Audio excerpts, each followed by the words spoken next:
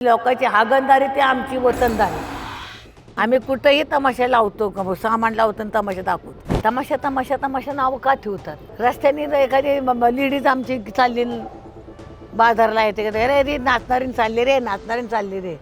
आणि त्याच रस्त्यानंतर माधुरी दीक्षित, शिल्पा शेट्टी बघ चालले, अरे ती हिरोईन चालली रे, ती नटी चालली रे.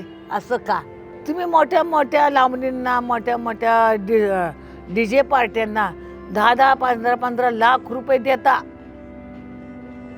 त्यांना स्टेज बनवून देता, त्यांना बाउन्सर आणता, त्यांना स्पीकर मोठे मोठे बॉक्स आणतात, त्यांना काय काय ती मेकअपची गाडी काय विनवा काय आहे ना, ती गाडी बोलावतात. ह्या गाडीमधनं काय काय मुली उतरतात, ते श्रेष्ठ आहे.